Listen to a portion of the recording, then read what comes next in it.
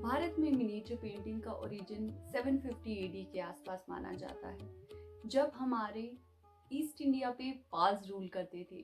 उस टाइम पे बुद्ध की शिक्षाओं को ताड़ के पत्तों पे लिखा जाता था और रिलीजियस पर्पसेस के लिए एक जगह से दूसरी जगह भेजा जाता था, जिसकी वजह से ये पेंटिंग्स बहुत ज़्यादा पॉपुलर हुई है।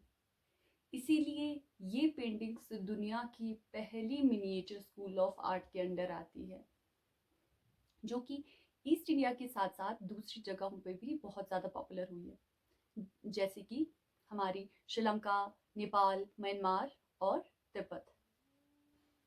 इसी तरह 1960 तक आते आते वेस्ट इंडिया में चालुक्य डायनेस्टी ने मिनिएचर पेंटिंग की शुरुआत की, जो कि हमारे मोस्टली जैन धर्म पे आधारित थी, जिस कारण इस स्टाइल ऑफ पेंटिंग को Jain school of miniature painting के नाम से भी जाना जाने लगा। But Jain miniature painting 11th century तक आते आते पॉपुलर होने लगी, जब कल्पसूत्र और कालकाचारी जैसे जो हमारी स्क्रिप्ट्स थी, मैन्युस्क्रिप्ट्स थी, उन ग्रंथों में एंड मिनिएचर पेंटिंग्स के रूप में जो ये चित्र थे वो बनाए जाने लगे। और 15th सेंचुरी तक सिर्फ दो ही स्कूल जो हमारी इंडिया में पॉपुलर थे, वो थे हमारी पहला पाला स्कूल ऑफ मिनिएचर पेंटिंग और दूसरा Jain school of miniature painting. लेकिन 16th सेंचुरी में जैसे जैसे मुगल्स भारत आए, भारत में एक नई पेंटिंग की फॉर्मेशन हुई, जिसे Mughal school of miniature painting कहा गया। इसकी स्पेशली बात ये थी कि ये इंडियन पेंटिंग और ओरिजिनल पर्शियन पेंटिंग का मिक्स था। जैसे जैसे मुगल एम्पायर भारत में बढ़ा, वैसे वैसे ही मुगल पेंटिंग का और ज़्यादा डेवलपमेंट होता गया, specially at the time of Akbar. ये जो हमारी मुगल पेंटिंग थी ये काफ़ी ज़्यादा फ्लॉरिश हुई, और अकबर के बाद हुमायूं और शाहजहां, इन सब ने मुगल पेंटिंग को बहुत ज़्यादा एनकरेज किया। But at the time of Aurangzeb जो हमारी मुगल पेंटिंग है उसका डाउनफॉल शुरू हो गया, क्योंकि जो हमारे औरंगज़ेब थे उन्हें इस मुगल पेंटिंग्स या पेंटिंग में कुछ खासा इंटरेस्ट नहीं था।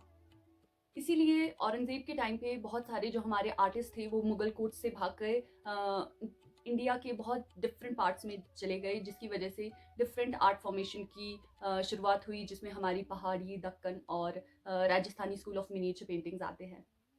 इन्हीं राजपूतों की वजह से 16th और 17th सेंचुरी में हमारे मुगल आर्ट और राजस्थानी आर्ट की मिक्स की वजह से पहाड़ी स्कूल ऑफ मिनिएचर पेंटिंग की शुरुआत हुई। पहाड़ी स्कूल ऑफ मिनिएचर पेंटिंग में और भी बहुत डिफरेंट टाइप ऑफ स्कूल्स है, जिसमें हमारा बसौली, कांगड़ा, मंडी, बिलासपुर और चंबा आते हैं। तो उस टाइम पे हिमाचल और जम्मू कश्मीर के जो पहाड़ी इलाके थे उनको पंजाब हिल्स बोला जाता था, जहाँ पे राजपूत रूल्स करते थे, जो कि हमारे 12th सेंचुरी में मुगल इन्वेजन के कारण जो हमारी इंडियन नदर्न प्लेन्स थे वहाँ से भाग के हमारे पंजाब हिल्स में बसे थे।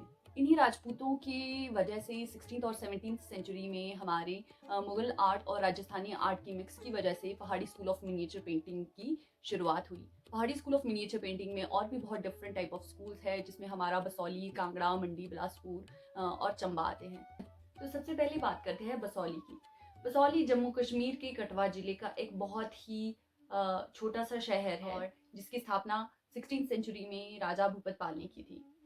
बसौली उसकी अनोखी बसौली पेंटिंग्स के लिए बहुत ज़्यादा पॉपुलर है, जो कि 17th सेंचुरी के एंड तक आते आते बहुत ही प्रोमिनेंट सेंटर बन चुका था हमारी पहाड़ी मिनिएचर पेंटिंग का। इसीलिए जो हमारा बसौली स्कूल है उसको पहाड़ी पेंटिंग का पहला स्कूल भी कहा जाता है।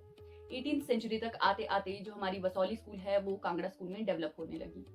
जब हम कांगड़ा पेंटिंग की बात कर रहे हैं तो उसके साथ साथ एक और स्कूल का नाम जुड़ता है, जो है कि Guler school of miniature painting. कहा जाता है कि Guler school of miniature painting Kangra school का अर्लियर फेज था। 1750 से लेके 1850 तक आते आते कांगड़ा पेंटिंग का गोल्डन फेज शुरू हो गया था, क्योंकि उस टाइम पे हमारे कांगड़ा के रूलर संसार चंद थे, जो पेंटिंग्स को बहुत ज़्यादा एनकरेज कर रहे थे, जिसके कारण हमारे जो कांगड़ा मिनिएचर पेंटिंग है वो बहुत ज़्यादा फ्लॉरिश हुई और बहुत ज़्यादा पॉपुलर हुई, जो कि आज दिन तक बहुत ज़्यादा पॉपुलर है।